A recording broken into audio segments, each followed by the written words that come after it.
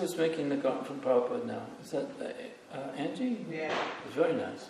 And underneath that, Mahatma has knitted a new, scarf. You know, about that wide. It goes around his neck. You can't see it, unfortunately, but it's the same color as the chadar, or as the wool covering over him. So, and he's also knitted a hat to go with it. So, it's very nice. I appreciate that.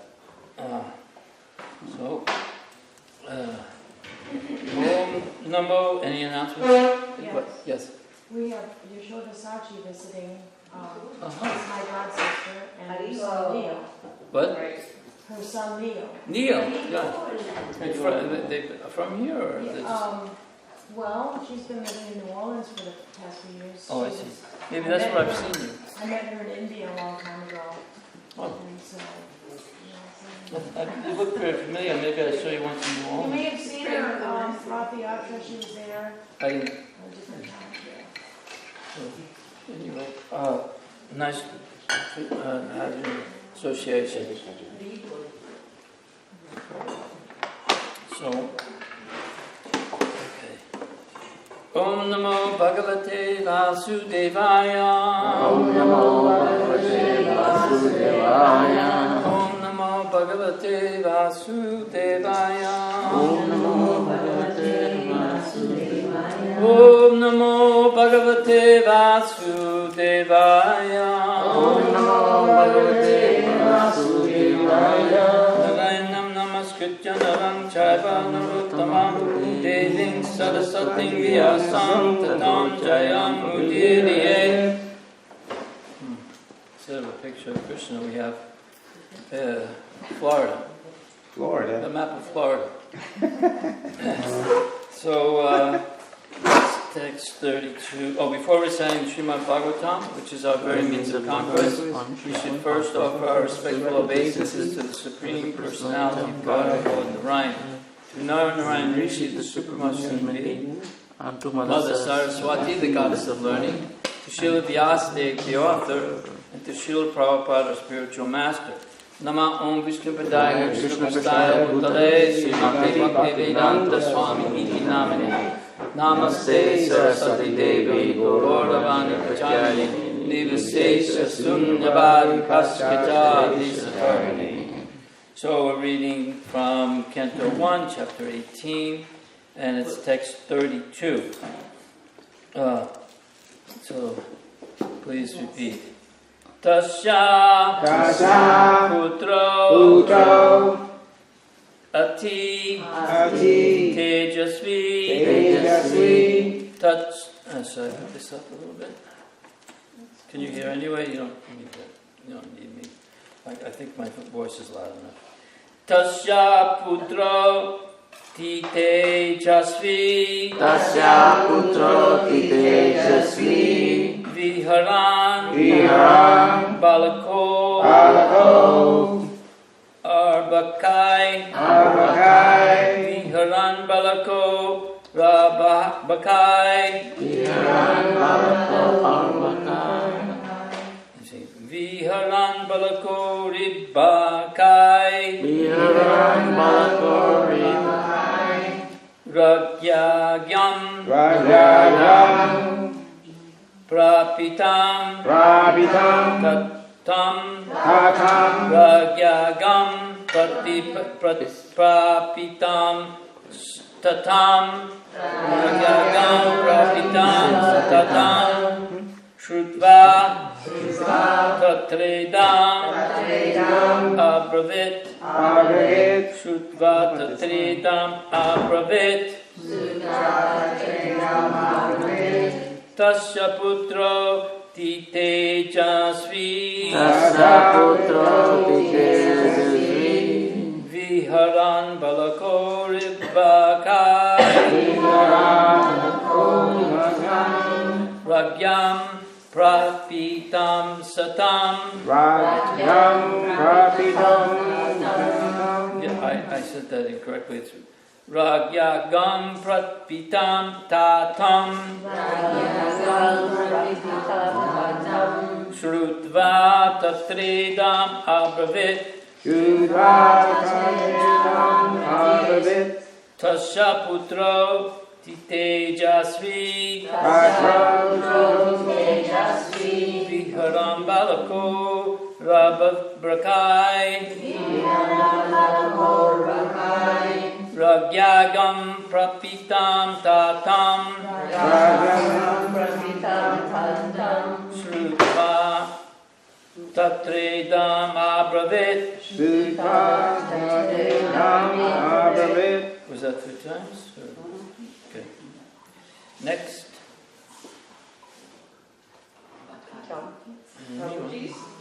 Tasya Putro Tejasvi Tasya Putro Tejasvi Viharam Balako Rabakai Ragyagam Prapitam Tatam Ragyagam Prapitam Tatam Shrutva Tatredam Abravit Shrutva Tatredam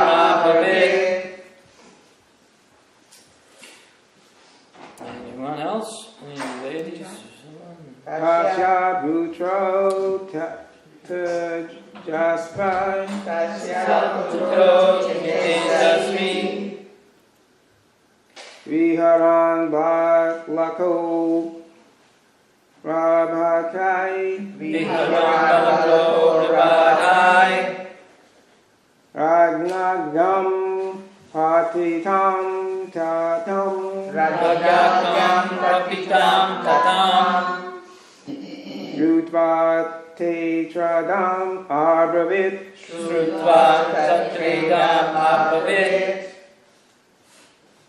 Tasya putro titejasvi Tasya Putro Tejasvi Viharan balako rabhakai Viharan Balako Rabhakai Ragyagam prapitam tattam Ragyagam Prapitam Tatam Rutva tatredam abravit Sutra Tatridam Abhavit Tasya putro titejasvi Tasya Putro Tejasvi Virahat balakor bakar Viharan Balako Rabhakai Ragyagam prapitam tatam Ragyagam Prapitam Tasam Shutra tatredam abravit Sutra Tatridam Abhavit Tasya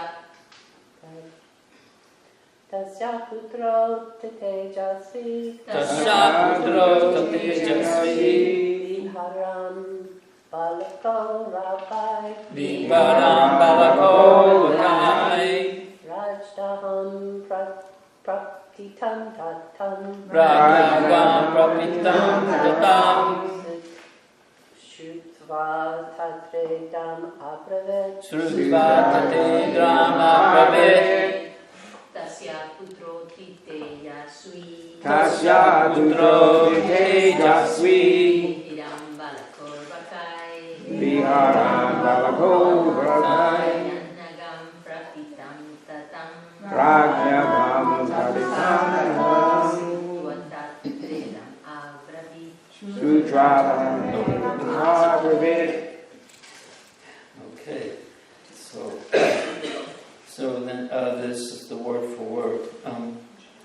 Tasya, Tasya his, the is sages. the sages. Putra, Putra, son. son. Ati, Ati, extremely. extremely.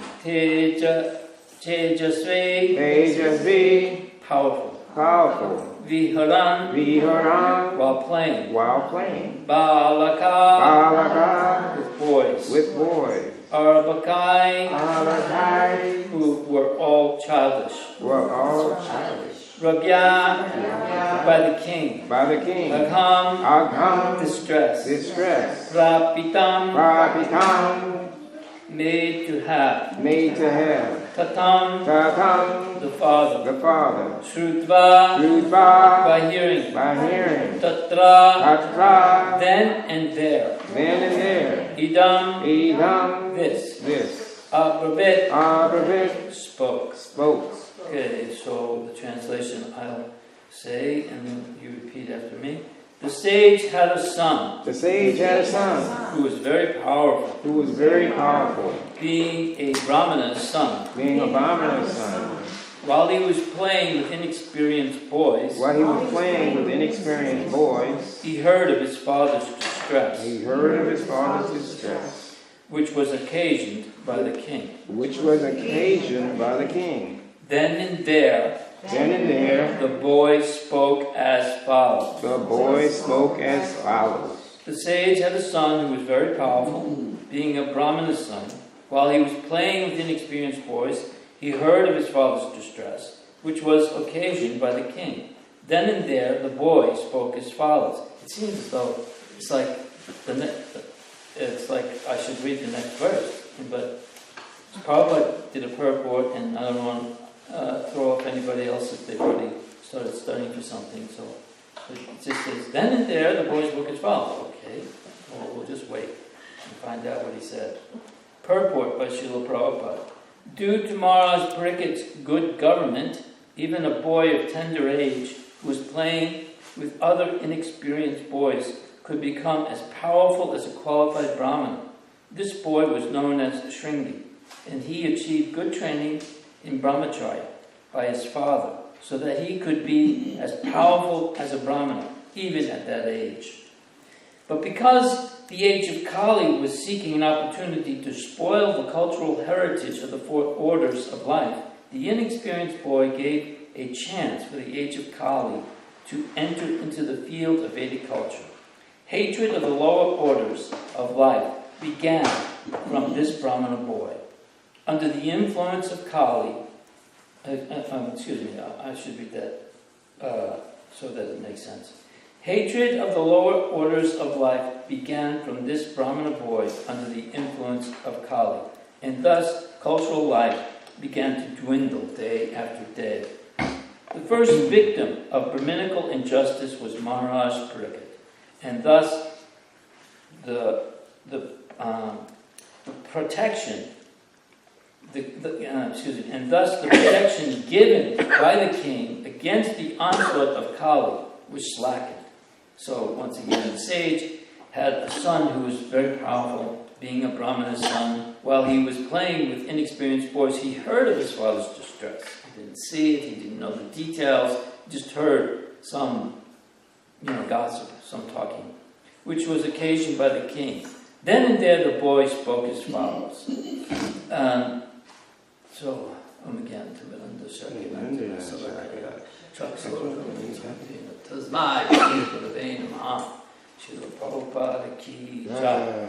So this is interesting that on a lot of different levels. And actually, what I had been thinking yesterday about this class has changed just within the last hour.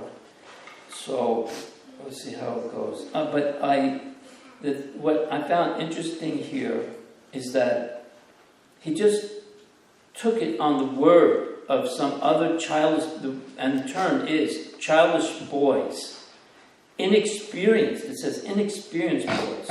And also, here's another, that he just took this, that the king has disrespected your father, and he's put this serpent, a dead serpent, on your father, because your father was in trance, and he didn't respond to the king's request for water. And if anybody knows, I'm sure we've all experienced thirst, and how serious it is when you're really, really thirsty, that you really need to quench that thirst. Over and above all the other considerations here, that this is the emperor of the world, a Mahabhagavad, who was personally protected in the womb of his mother by the Supreme Personality of Godhead to be the emperor of the world, who's protected from a Brahmastra. And actually his name indicates that he's been searching after that beautiful person that he saw while in the womb. So this is no ordinary emperor. But even still, this is a son of a Brahmana. 13-year-old boy. Now, he says he's powerful even at that age, but he's thinking that he's not only on equal footing with Maharaj Pariksit, but he's superior. This is a breach of etiquette. And it just reminds me of a story of when Harikesh, before we were all going to go to India in 1975, there was this was the first Vorpanima festival that it was open to anyone who could go. Previous to that, it was just for like GBCs or temple presidents. And Prabhu was very careful about getting which disciples would come to India, because there was one of my godbrothers who worked for like a month or 2 months collecting money to collect the ticket to go to India. He goes there, he flies there, lands at the airport, goes to the Delhi temple, pays his obeisances to the deities, gets a taxi cab, goes back to the airport, and books his flight back home. He just had one look at where he was and said, "This isn't for me." And so a lot of devotees had difficulty adjusting to the culture shock of India. So you had to be, and many devotees have said, and in this one little talk that Harikesh did, preparing us to go to India. He says, unless you are hearing and chanting properly, when you go to a place like Vrindavan, you won't see the holy Dham. You'll see a dirty village, a third world village. You won't see the real nature of this place. You must be very careful about how your dealings with the inhabitants, both human and animals, in Vrindavan. They're all Brajbasis. And so the etiquette is very important. And he told us a story of his own personal experience. Maybe some of you have heard it before. And he was serving as Prabhupada's secretary at the time. And so they're in Vrindavan, and this was prior to us all going. We're all in this one big room, and he's preparing it. And so he said, so one morning after breakfast, I went into Prabhupada and I said, Srila Prabhupada, tell us one more time how you smashed your rascal godbrothers. And Prabhupada just sat up straight and looked at him and said, I can criticize my godbrothers, but you cannot. And he said, Harikesh, this is speaking now, he said, I was in the land of Krishna, the holy Dham, Vrindavan, with the pure devotee, Srila Prabhupada, Mahabhagavat, and 24 hours later, I was in the capital of Maya, New York City, Kali's playground, surrounded by all of the Kali and Maya's distractions. From that one offense. And because we have to understand that Prabhupada was always trying to get his godbrothers to cooperate with him. He even offered to give them men and buses to travel and preach. And but the stipulation was that they were to sell Srila Prabhupada's books. And so they weren't willing to do that, but he was always inviting them to do it. So because of that resistance and because of this constant stream of criticism, he always told us that you should be very respectful to my godbrothers, but you should not read their books, and you should not intimately associate with them. If Prabhupada was present, Prabhupada, you see there's some video in Yadavars following ISKCON where you see a lot of Prabhupada's godbrothers there, and he even has a Vyas sign made, and Sridhar Swami was sitting under the same Vyas sign. So it's not that Prabhupada didn't think highly of his godbrothers, but because they weren't, and he wanted them to go and preach with him in cooperation, but they didn't want to. So that's where that was the confusion sometimes with the devotees is that, well, you know they're not, maybe they're in Maya, but Prabhupada was telling us, no, they're my godbrothers.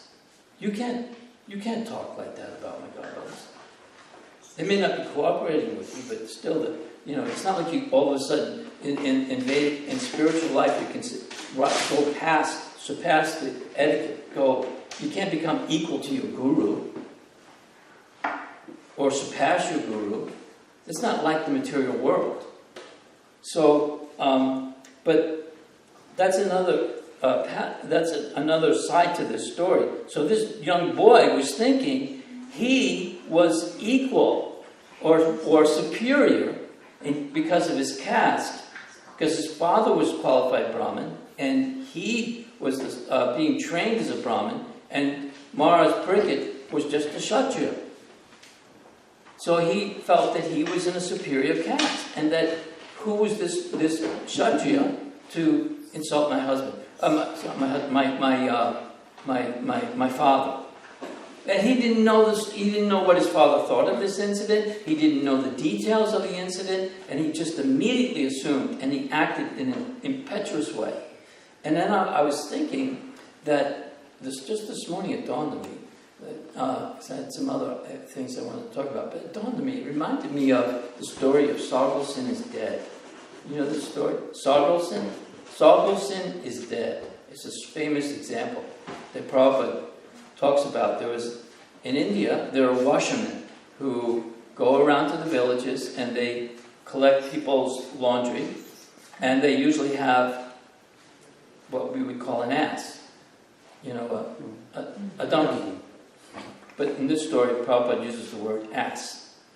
So they pile up all the garments and cloths on the back of the ass, and then they go down to the river and they wash, or to whatever well. The villages have, that's that famous example that Prabhupada likes to give, that in villages there's a well for washing clothes, there's a well for washing pots, there's a well for drinking, there's different wells for bathing. But all the purposes of all the wells are served when you go to the river.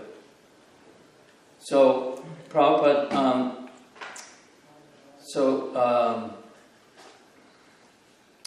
so what happens is this one day, the tradition in India, if someone you know and have intimate connection with dies, you shave your head. So the first two people in the village who see Sagoshin, they say, "Oh, Sagoshin, why have you shaven your head?" Not Sagoshin. Oh, washerman. I don't know what the washerman's name is. We know the name of the ass, but we don't know the name of the washerman. But so in this story. So anyway, why have you shaved your head? And he said, "Haven't you heard? Sagoshin is dead."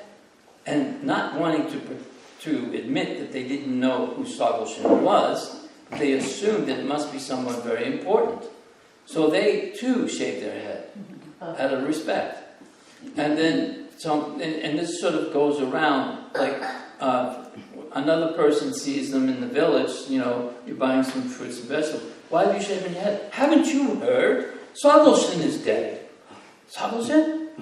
And then they don't want to admit that they don't know, so they shave their head, and this grows and grows, and the whole kingdom, everybody's got a shaved head, and everybody keeps. And then finally, the king turns to his minister. Even the minister has shaved his head, and the king says to this minister, "Why has everyone in the kingdom shaved their head? What don't I know?" He said, "I'm sorry to inform you, Your Majesty, but Sagoshin is dead." Sagoshin? Just who is Sagoshin? And the minister says, "Well, Sagoshin is, he told me." And then everybody, they turn to the next person and the next person, and nobody knew who it was. So they finally get back to the washerman, and the washerman says, "Well, Sagoshin's my ass."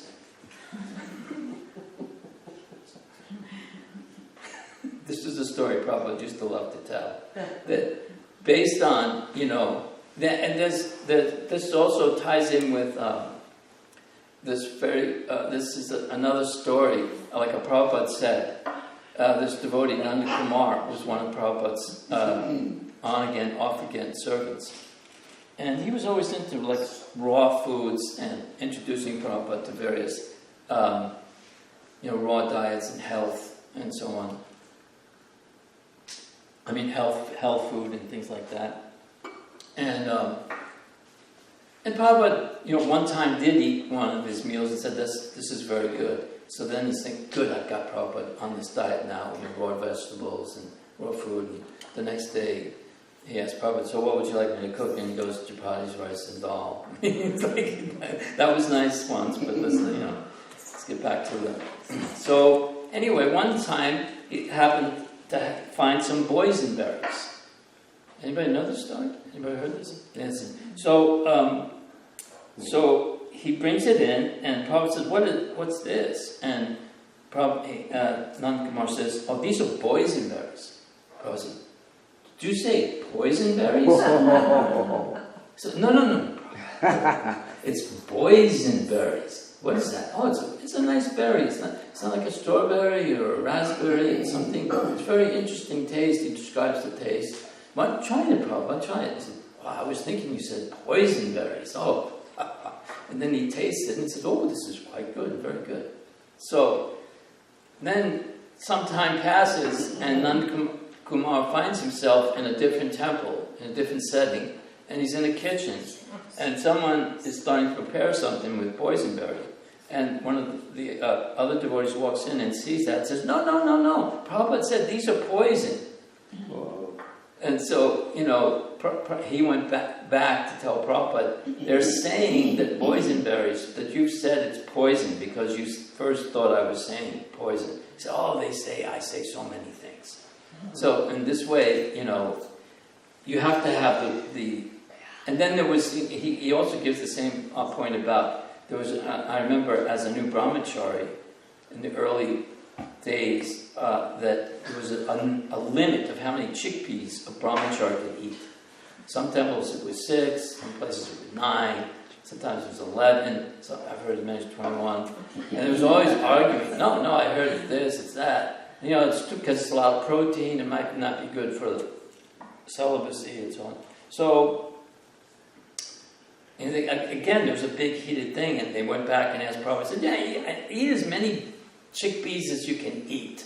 There's no limit, because someone had interpreted to think that maybe there was a limit. So these things go on. So in this way, though, this boy, he just heard that his father had been insulted, and then he overreacts impulsively. But we know from what we read in the purport yesterday, the purport said that this is the plan of the Lord. And that, because later on, Mars Prickett was thinking when he got back, well, maybe he was in Samadhi. Maybe this was a mistake. Maybe I made a mistake. So he starts to consider like that. And over here it says, according to Srila Vishwanath Chakravarti, the plan was made by the will of the Lord. And by the will of the Lord, the situation of frustration was created. The plan was that for this, his so-called misdeed, the king could be cursed by an inexperienced Brahmin boy infected by the influence of Kali. And thus the king would leave his hearth and home for good. His connections with Srila Sukadeva Goswami would enable the presentation of the great Srimad Bhagavatam, which is considered to be the book incarnation of the Lord. This book, Incarnation of the Lord, gives much fascinating information on the transcendental pastimes of the Lord, like his Rasa Leela, the spiritual cowherd damsels of Vrindavan, on and on like that. And actually, Prabhupada even said once, if you have no deity, and even if you don't have a picture, if you have the Srimad Bhagavatam, you can worship that on your altar, perform arti. Just like the Sikhs, they on their altar they have their scripture, the Granth, and they worship their scripture. This is the sound incarnation of the Lord. And just like Arjuna was put into this difficult situation, and he was in great distress before the battlefield of Kuru, etc. And there was really no reason for Arjuna to all of a sudden start to feel like, why should I do this battle? I mean, he was a Kshatriya, he was trained, and all the insults that the Duryodhana and the others had done to them, cheating them, trying to burn their house down on fire, trying to disrobe their wife, poisoning, they actually poisoned Bhima. They did so many things. Why would he, other than that it was the will of the Lord? Krishna wanted the Bhagavad Gita to be spoken for our benefit, so that now we have this transcendental knowledge. And this is the beginning of the drama. It's a drama, it's a leela, it's a pastime, so that we have we find out about Krishna and his devotees, all the various incarnations of the Lord. We find out about Dhruva Maharaj, we find out about Vamanadev, Varaha, Prahlad, and Hiranyakasipu. All of that is happening because of this curse of this Brahmin boy. He is a small cog in the greater wheel. He's being used to set things in motion. Because when Maharaj Prickett hears that he's cursed, he's thinking, oh, wow, this is great. Now I can renounce my kingdom. He's got all this wealth, all this power. He's the emperor of the world. And he's looking forward to renouncing it and walking and finding out Now that I'm on the threshold of death, what should I do? And then he's advised to go and seek out Sukadeva Goswami to hear the transcendental pastime, Srimad Swakata Krishna, Punya Samana Kirtana. These pastimes purify the heart, purify our minds. It's a river of nectar. This is the whole purpose of this. He doesn't. It's like when the philosopher, Greek philosopher Socrates, he was put on trial for. Well, some people say the actual charges were impiety, or he was introducing new, knowledge that wasn't approved of to the youth, and one of those things is that there's a soul, and they condemn him to death, and they ask him, so what would you like done with you? After you've drunk the poison.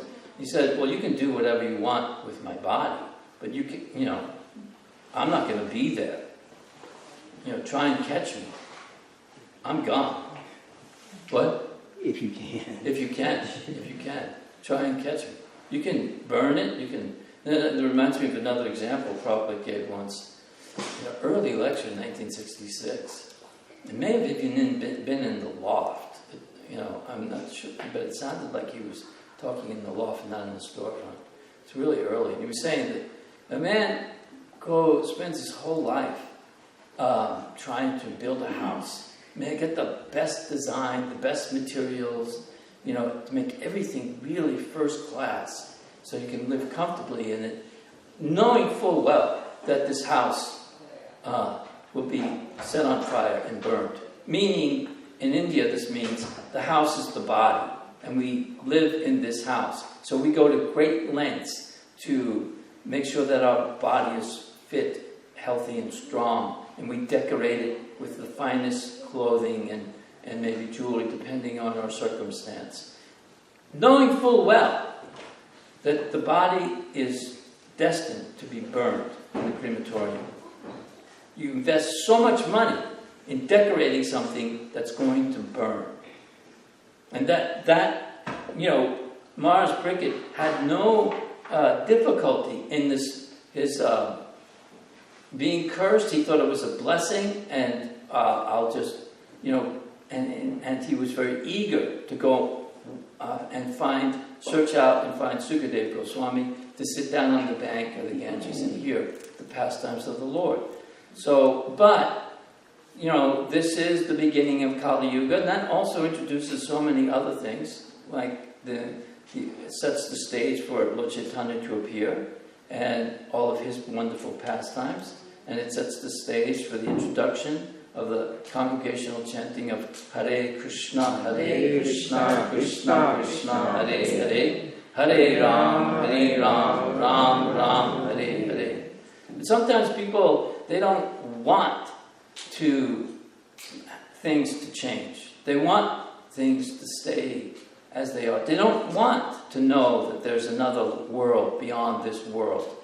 There's a phenomenon that happens when people have spent many, many years of their lives in prison. They don't, at a certain point, and their sentence is up, or they get parole, they don't want to leave the prison. They've lived their whole life in the prison. This is all they know. Now I have to get a job. Now I have to figure out how to survive. Everything is provided for me in the prison. I have to leave my prison? I don't want to leave the prison. I'm comfortable in my prison. I don't know what it means to be free. But we have knowledge of what freedom is. That we have this incredible life of eternal pastimes and service to the Supreme Personality of Godhead and His servants. We don't directly serve Krishna, we serve His servants. We're Das, son of Das, son of Das, son of Das. And so this is what we have to look forward to, is this eternal, beautiful life of eternity, bliss, in full knowledge. But sometimes that's a little frightening to people. And it's frightening that I have to give up what I think is pleasure. I think certain things are pleasure. And this whole thing is all about, Krishna doesn't want to force us to love him. You can't force somebody to love you. We have free will. And many of you, we may have had experiences where someone really was attached to you, had a crush on you, or vice versa, you really were attracted to this person, you really loved them, but they just didn't reciprocate. You can't make somebody love you. Love has to be come from within. So Krishna has given us our choice, and we have chosen that we want to try to live without his love. Believe it or not. And we become attached to certain things in this. Like, people sometimes don't want to immediately surrender after the necessary period of time and take initiation. Because they want to make sure. A lot of times devotees don't want to do it because they don't want to burden their spiritual master with any of their offenses or potential fall downs. They're not sure. And that's a noble thing. Prabhupada didn't take initiation for 11 years. But he said the real initiation was within his heart. He accepted Bhaktisiddhanta Saraswati in his heart. And that from the beginning. And he accepted that. The fire yogya, I'm not sure if they did fire yogyas. I think Prabhupada introduced that. I'm not sure. But anyway, the initiation with Bhaktisiddhanta was a formality, Prabhupada said, because he had already accepted him as his spiritual master.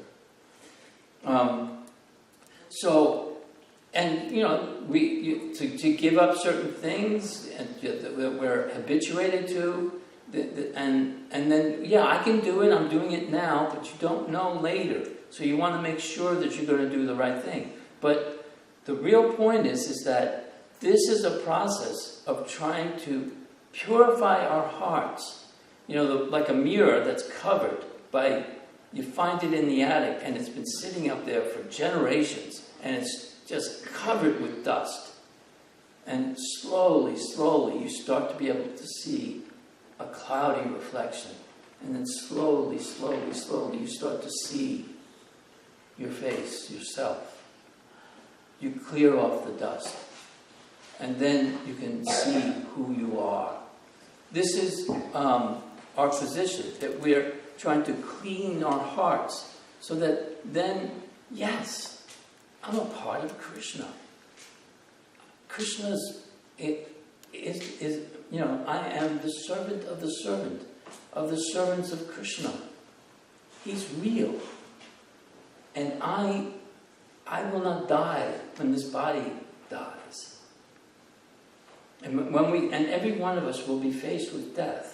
I was recently listening to an explanation of Grandfather Bhishma's lying on the bed of arrows.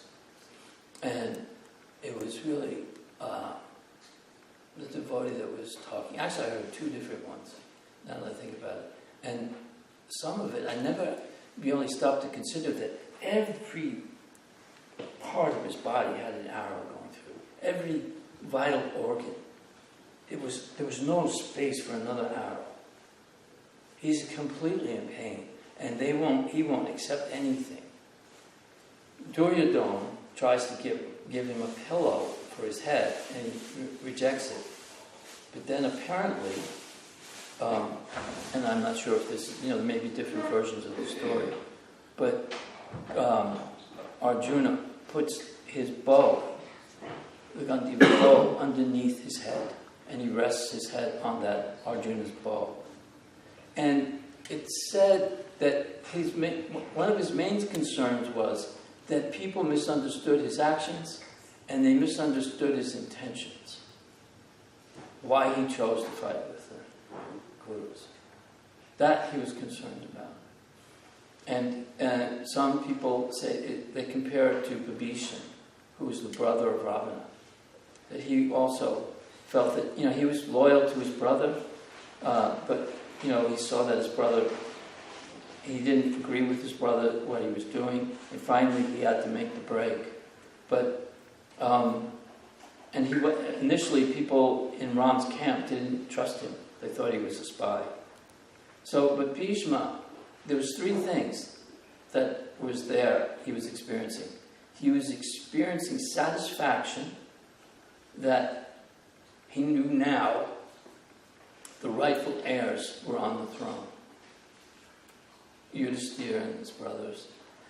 And he was grateful that the Supreme Personality of Godhead was there while he was getting ready.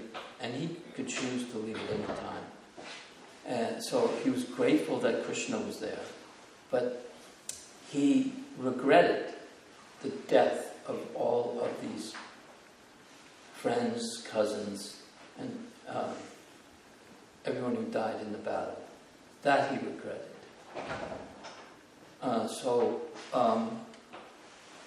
At the time of our death, those it'll happen for all of us. We will have to face, and the thing is, at the time of death, it's like all of these little attachments that we have, ones that we don't even notice. You don't even notice that you're, oh yeah, I'm really attached to that little figurine over there. I really like that. Kind of cute. Colleen has this one little figurine. It's a wooden soldier with a little, I don't want to get too, but it's a really, and all of a sudden the other day I was looking and I said, actually I've always loved that. You just, silly things. They're silly. But everything is taken from you. You can't take anything with you. There's a story in Ramanujacharya's pastimes. One of his disciples asked Ramanujacharya, can you tell me, how do I find God? And how do I see God? He said, yes, I can do that. He said, but first you must walk south for 1 week. And do not take any provisions, cloths or anything. Just go as you are, walk south for 1 week. So he's walking, at the end of the day, then it's like, well, where am I going to stay? And I'm hungry. And then all of a sudden, there was a place for him to stay, and there was food provided. Then the next day, he's walking, and at some point during the middle of the day, he's feeling hungry, and there was some food provided. And this went on day after day after day. And gradually, by the end of the week, he realized, Krishna's here all along. And he's always providing for me. He's providing what I lack. He's carrying what I have and supplying what I lack. He's always there. Whether it's visible to me, I see the effect of him all the time. We can feel his presence all the time. So many times in your lives, you've been at crossroads. Things you can't believe happen out of control. Somebody, some kind of car accident, or someone you know and love is very sick, and you lose a natural disaster that takes away your business, or whatever. There's so many things in your life that happen from out of the blue. But yet, even when you have nothing, sometimes, one time, Colleen and I were in a situation where we couldn't stay and we couldn't leave. And yet, if I told you all, this is a personal thing, but everything, just one thing after another. It was like every day, another miracle. What we were being provided for. Everything was taken from us. We had nowhere to go, and we had nowhere to stay. But then, we found a place, we found this, we found that, someone gave us this, I got that, everything. Just Krishna's there, always. He never leaves us.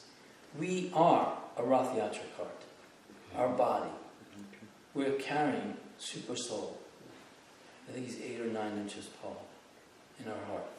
This body is like a Roth cart. And we take him out every day. He hears and sees everything. So we're never alone. And our Guru, Srila Prabhupada said, as long as you're following the orders of your spiritual master, he's always with you. So does anyone have any questions or comments? So I think I covered, the point is that this boy was immature and he was very powerful and he thought he was doing the right thing, but he didn't have the proper information. But he was really acting under the influence of the Supreme Personality of God. Krishna wanted this to happen. He wanted him to curse Parikshit. And actually Parikshit didn't mind it at all. Yes? You open for questions? Yes. Or comments? It seems that it says that the first victim of Kali Yuga was Maharaj Parikshit. Yeah. And it seems unfair, but he accepted it because Krishna's will that this happened. It was also his will that this kid, he was not culturally trained. Well, he was trained enough to know how to curse. Oh yeah, but he was not complete. So he had partial training, which is and that brings the point that sometimes a little knowledge can be dangerous. And yeah, exactly. Because if you know how to do surgery, but you don't know how to sew up the person, then you get the person open, and you can't complete the procedure. And Well, or you I could take a knew car. how to get in there and get that thing done, but no one told me I had How to close it. to close it. I thought didn't somebody else close it? Or you could take a car apart and you can't get it back together. Yeah. Yes? Look at the- I'm trying to see the people on the back wall. Yeah. Something about the attachments. Something about the attachments you mentioned. You said that you mentioned like a figurine or something, Yeah. and you mentioned that some attachments that we might not even know that we have it. Mm-hmm. And those external attachments are there, Yeah. but the most important ones are the ones that are coming from our heart or our mind, and those are the hardest to give up. Yeah. I'm attached to my bad habits or, certain sentiments that I don't want to give up because it feels good to be whatever. And this goes for lifetimes. We're carrying these things with us, No, go ahead. I'm just saying. Yeah. No, just a comment like that. Yeah. So, and the thing is also what I wanted to mention about this is that Prabhupada says that a devotee, when something bad happens, he sees, oh, this is just a minimum of what I really deserve. I deserve. This is because of my mistakes in the past, my sins or whatever, my accidental or unconscious or or conscious offenses. I deserve much worse, but Krishna's minimized it. I deserve this. But when something good happens, a devotee thinks, oh, I don't deserve this. Krishna's so kind. Now a non-devotee, he says the opposite. Something bad happens, he gets mad at God. And why me? And then, but if something good happens, he thinks, oh, I worked hard.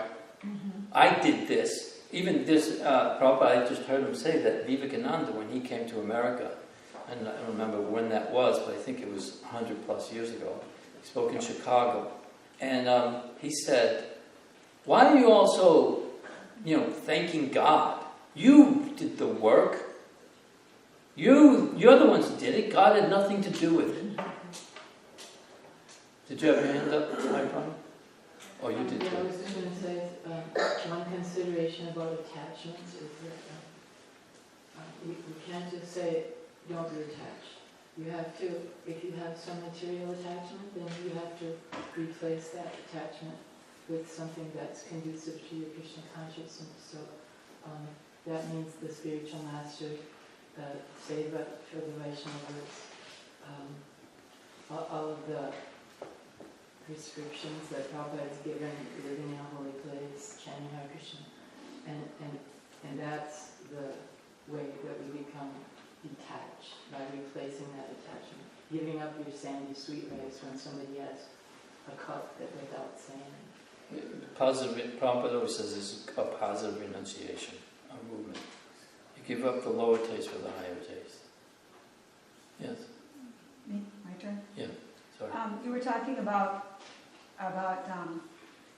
immature jumping to conclusions and talking about Prabhupada criticized his godbrothers, but didn't allow the disciples to, but he said don't read their books. And that was apparently pretty hard to do, to maintain this thing of, I'm not going to read their books, but I'm not going to criticize them. And they didn't understand why. And since then, over the years, some different influences have crept in as devotees have expanded and took different associations, studied different books, and put it in their writings. And it's come. So we have these rifts, these like schisms about the origin of the soul, like that, and what else? Well, that's what I can think of easiest. And because there's slight differences in presentation. Now, these are great devotees, Prabhupada's godbrothers. They're not Nityasiddha, Shakti Vaishavatar empowered pure devotees like Prabhupada. I mean, they're Prabhupada. Prabhupada, he said some of the ones that, like, I think Tirthamar, he said they went back to Godhead. Well, I mean, they didn't, probably couldn't see it. So otherwise, why would Prabhupada say we came from the spiritual, but it's kind of a thing, apparently, in the Gaudiya Math that we came from the Brahmajyoti. Not everybody says that. It appears that we hear. Anyway, what I'm saying is if you hear a little bit like that, it's a subtle difference, and Prabhupada said it doesn't matter, but it does matter. It creates confusion. And if there's immaturity, there's a lot of conclusions that get jumped to. Well, I was just mentioning that. Yeah. You have to understand what that subtle difference is and why and all that stuff. Well, but I also said that, if you remember, that I said Prabhupada was encouraging his godbrothers to come and work with him. Yeah, I was thinking, how would that work? Because they did have some differences of presentation. So he must have known which ones to ask and which ones. But in any case, he said, but you have to distribute my books. Yeah. And those, they didn't want to do it that way. Yeah. Because they have slight differences of opinion about some things. Yeah. So. And I think somebody like maybe Sridhar Swami, probably it was just the fact that he was not well. And, he did travel was, even for him to go from Navadvip on the other side of the river to Mayapur was difficult for him. So I don't think that Prabhupada associated with him a lot, and they preached together a lot. Well, when Prabhupada was a Grahasta, he would always invite Sridhar Swami to his like Namhat programs that he would have.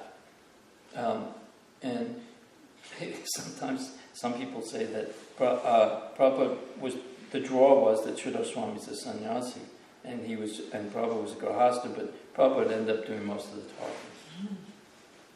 So, yes?